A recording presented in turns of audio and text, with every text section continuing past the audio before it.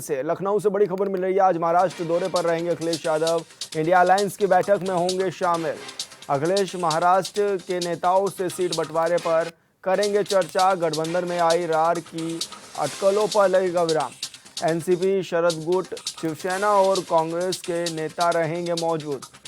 तो बड़ी खबर आपको बता रहे हैं, जहां पर अखिलेश यादव आज महाराष्ट्र के दौरे पर रहने वाले हैं और इस दौरान सीट बंटवारों को लेकर भी चर्चा हो सकती है। एनसीपी, शरद गुट, शिवसेना और कांग्रेस के तमाम नेता भी बैठक में शामिल रहेंगे।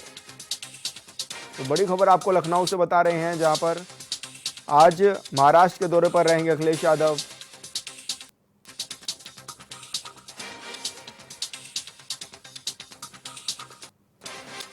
और ब्यूरो चीफ प्रदीप आनंद श्रीवास्तव हमारे साथ फोन लाइन पर जुड़ गए हैं। प्रदीप, क्या कुछ जानकारी मिल रही है, किस तरह का आज ये दौरा रहने वाला है अखिलेश यादव का? देखिए विशाल, महाराष्ट्र में चुनाव का बिगुल बज चुका है। ऐसी स्थिति में महाविकास आघाड़ी के साथ कोलैबोरेशन में है अखिलेश यादव की पार्टी। 6 से 7 सीटों पे सहमति बन सकती है। अबू आजमी वहां पर जो है बड़े नेता माने जाते हैं समाजवादी पार्टी के। आज अखिलेश यादव महाराष्ट्र पहुंच रहे हैं, जहां पर वह समाजवादी पार्टी के नेताओं के साथ बैठक करेंगे, फिर महाविकास आघाड़ी के नेताओं के साथ बैठक करेंगे, फिर सीटों के बंटवारे पर चर्चा होगी। तो कब, किस समय वो निकल रहे हैं, किस समय पहुंचेंगे और इस बैठक में कौन कौन बड़े नेता भी शामिल हो सकते हैं? देखिए विशाल, कुछ ही देर में वो अखिलेश यादव जो है अंतर्राष्ट्रीय हवाई अड्डे से उड़ान भरेंगे, मुंबई उतरेंगे। और अगर हम मुंबई की बात करें तो वहां पर जो जानकारी मिली है उसके अनुसार शिवसेना ग्रुप के जितने बड़े सहयोगी दल हैं उनके, उसके अलावा कांग्रेस पार्टी और शरद पवार गुट के जो नेता हैं, इसके अलावा जो अगर हम बात करें तो अबू आजमी, इस तरह के जो बड़े नेता हैं, सभी बड़े नेताओं के साथ उनकी आज एक प्रमुख बैठक है। बिल्कुल प्रदीप जी, बने रहिए आप हमारे साथ। और बड़ी खबर करेंगे, यूपी में 9 विधानसभा सीटों पर होगा उपचुनाव। उपचुनाव के लिए आज से नामांकन प्रक्रिया होगी शुरू। बीजेपी ने अभी तक नहीं की प्रत्याशियों की घोषणा। आज अधिसूचना जारी होने के बाद होगी प्रक्रिया शुरू। 25 अक्टूबर तक दाखिल किए जा सकेंगे पर्चे। 13 नवंबर को होना है सभी सीटों पर मतदान। तो बड़ी खबर आपको बता रहे हैं, जहां पर आज अधिसूचना जारी होने के बाद प्रक्रिया शुरू भी हो जाएगी और इस दौरान 25 अक्टूबर तक दाखिल किए जा सकेंगे पर्चे। 13 नवंबर को मतदान होना है सभी सीटों पर। और प्रदीप लगातार हमारे साथ जुड़े हुए हैं। प्रदीप, क्या कुछ जानकारी मिल रही है, किस तरह की तैयारियां भी हैं, और अभी तक बीजेपी ने प्रत्याशियों की घोषणा भी नहीं की है? भारतीय जनता पार्टी पूरी तरह तैयार है। हालांकि प्रत्याशी की घोषणा नहीं हो पाई है, लेकिन समाजवादी पार्टी ने कल कुछ पत्ते खोले हैं। खैर और गाजियाबाद की जो सीट है वो कांग्रेस के खाते में गई है। समाजवादी पार्टी और भाजपा सीधे आमने सामने है और 2 सीटों पर सहमति बन पाई है, तो 2 सीटें कांग्रेस पार्टी को उत्तर प्रदेश से इलेक्शन में जा रही हैं। और इसके अलावा अगर बात करें तो आज से नामांकन की प्रक्रिया भी करीब करीब शुरू हो गई है। पूरे उत्तर प्रदेश में आचार संहिता लागू हो चुकी है। जी तो क्या माने तैयारियां पार्टियों की, कहें तो कितनी तैयार हैं पार्टियां सभी? दोनों पार्टियों का अपना अपना दम है। दोनों पार्टियां अपने अपने दम पर जो है चुनाव लड़ने के लिए मैदान में उतरी हुई हैं। और जाहिर सी बात है, सत्ता पक्ष उपचुनाव में ज्यादा जो है पावरफुल दिखाई देता है। तो ये मान के चला जा रहा है कि भारतीय जनता पार्टी पूरी तरह से तैयार है। समाजवादी पार्टी भी उसके साथ जो है उससे 2-2 हाथ करने के लिए उत्तर प्रदेश में बाई इलेक्शन में तैयार है। बिल्कुल प्रदीप जी, बने रहिए आप हमारे साथ।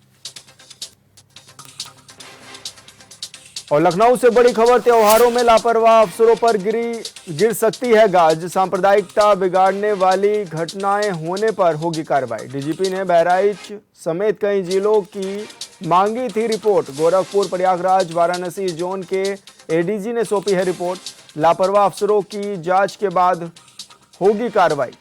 तो बड़ी खबर आपको बता रहे हैं, जो अफसर लापरवाही बरतते हैं काम में, उन पर यह बड़ी कार्रवाई हो सकती है। प्रदीप आनंद श्रीवास्तव हमारे साथ बने हुए हैं। प्रदीप जी, किस तरह की ये कार्रवाई हो सकती है और अभी किस तरह की रिपोर्ट मंगाई भी गई है? अगर के जो इनपुट है उत्तर प्रदेश के पूर्वी क्षेत्रों में, जैसे बहराइच में जिस तरह से इतना बड़ा कांड हुआ, कुशीनगर के पडरौना में इतना बड़ा कांड हुआ, देवरिया में चाकूबाजी हुई, इस तरह की घटनाएं आम होती जा रही हैं। और जो जिले के आईपीएस हैं, मतलब जो जिले के एसपी हैं, उनसे शायद ये जो घटनाएं हैं वो संभल नहीं पा रही हैं, उसका रीजन क्या है, इस पर मंथन करने के लिए सभी आईजी को बोला गया था और एडीजी को बोला गया था। एडीजी जो गोरखपुर की बात करें, वाराणसी की बात करें, देवीपाटन मंडल की बात करें, सभी लोगों ने जो है इस पर अपनी रिपोर्ट तैयार कर ली है और प्रमुख सचिव को भेज दी है। अब हो सकता है कि 1-2 दिन के अंदर तबादला एक्सप्रेस चले और तमाम ऐसे जिले के एसपी हैं और तमाम ऐसे लोग हैं जिनको इस सीट जो है वो खाली की जा सकती है। बिल्कुल प्रदीप जी, बहुत बहुत धन्यवाद आपका तमाम जानकारी साझा करने के लिए। बीजेपी सदस्यता अभियान का दूसरा चरण खत्म हो गया है, जिसके बाद बीजेपी ने सबसे ज्यादा सदस्य बनाने वाले राज्यसभा सांसद और सांसद, विधायक और विधान परिषद के सदस्यों की टॉप 10 की सूची जारी कर दी है, जिसमें डिप्टी सीएम ब्रजेश पाठक पहले स्थान पर हैं, मुख्यमंत्री योगी आदित्यनाथ दूसरे स्थान पर और पंकज सिंह तीसरे स्थान पर मौजूद हैं। विधान परिषद के टॉप 3 सदस्यों के में AK शर्मा पहले स्थान पर हैं, दूसरे नंबर पर धर्मेंद्र भारद्वाज का नाम है और डिप्टी सीएम केशव प्रसाद मौर्य तीसरे नंबर पर है। वहीं बीजेपी सांसदों में बुंदेलशहर से सांसद भोला सिंह पहले स्थान पर, कुंवर सिंह तंवर दूसरे स्थान पर और जबकि तीसरे नंबर पर जगदम्बिका पाल का नाम शामिल है। इसके अलावा बीजेपी सबसे ज़्यादा सदस्य बनाने के टॉप 3 की सूची में राज्यसभा सांसदों में सबसे पहले स्थान पर संजय सेठ, दूसरे स्थान पर अरुण सिंह और तीसरे स्थान पर पूर्व डिप्टी सीएम दिनेश शर्मा का नाम शामिल है।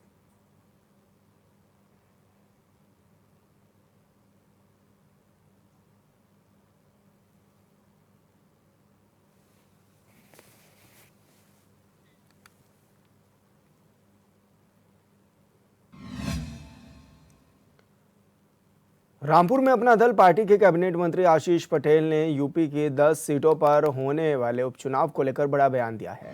उन्होंने कहा है कि हर सीट पर अपना दल चुनाव लड़ेगा क्योंकि अपना दल एनडीए का हिस्सा है। आशीष पटेल ने दावा करते हुए कहा है कि एनडीए 10 की 10 सीटें जीतने जा रहा है।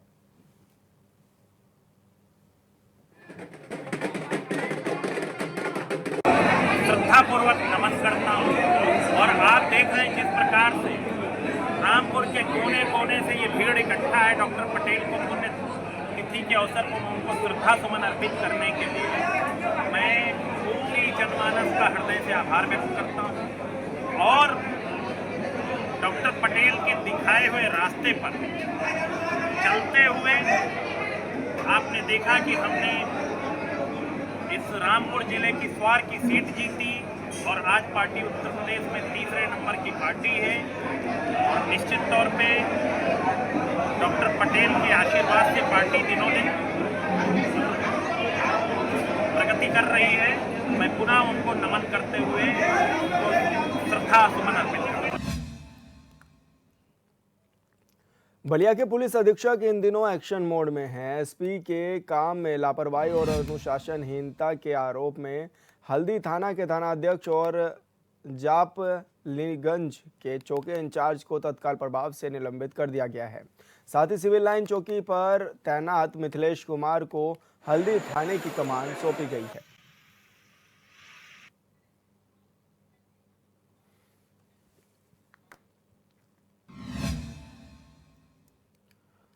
और संवाददाता अमित कुमार हमारे साथ फोन लाइन पर जुड़ गए हैं। अमित, क्या कुछ जानकारी मिल रही है, किस तरह से बड़ी कार्रवाई भी की गई है इन कर्मचारियों पर पुलिस के? जी, आपको बता दें कि बलिया के एसपी एक्शन मोड में है। पूरी तरह से जो लापरवाही कर रहा है उन पे सीधा तौर पे उन पे कड़ी कार्रवाई कर रहे हैं। इस समय बलिया के एसपी ने इन जो अधिकारी हैं इनमें कुताही बरतने की मामले थे और कई मामले ऐसे हैं कि जो लापरवाही किए हैं। इसी को लेकर आज एसपी का ये कड़ा रुख अब देखने को मिल रहा है। किस तरह की लापरवाही भी की थी इन पुलिस अधिकारियों ने? ये पीड़ितों का जो फरियाद था वो सही ढंग से सुना नहीं। किसी पीड़ित उसको बड़ा मामला था, उस मामले में लापरवाही किए थे ये लोग। मारपीट का कई मामले हैं, उसी को लेकर और इस तरह की कार्रवाई की गई। बिल्कुल अमित, बने रहिए आप हमारे साथ। बलिया में बिहार पुलिस के एक सब इंस्पेक्टर को शराब तस्करी के मामले में गिरफ्तार किया गया है। बता दें कि पकड़ा गया सब इंस्पेक्टर अपनी कार में अवैध शराब लादकर बिहार ले जा रहा था।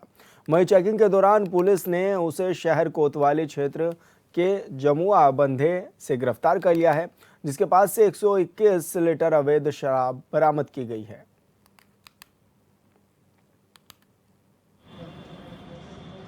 जनपद बलिया में कोतवाली पुलिस के द्वारा भारी मात्रा में अवैध शराब बरामद की गई है। ये शराब रवि किशन नाम के व्यक्ति से बरामद की गई है, जो बिहार पुलिस में सब इंस्पेक्टर के पद पर कार्यरत है। इस संबंध में उचित धाराओं में अभियोग पंजीकृत करने के साथ ही आवश्यक वैधानिक कार्रवाई की जा सकती है। और संवाददाता अमित कुमार हमारे साथ फोन लाइन पर बने हुए हैं। अमित, जिस तरह से पुलिस का एक ये वाला रूप भी देखने को मिला है जहां पर पुलिस ने पुलिस को ही गिरफ्तार कर लिया है, आखिर क्या कुछ ये पूरा मामला था और अभी किस तरह की कार्रवाई गतिमान है? जी, आपको बता दें कि बिहार में शराब प्रतिबंधित है। यहाँ से यूपी से शराब लेकर जा रहे थे ये एसआई हैं वहाँ के बिहार पुलिस के। उसी दौरान बलिया पुलिस ने उनको रोकने की कोशिश किया तो वो हाथापाई पे उतर गए।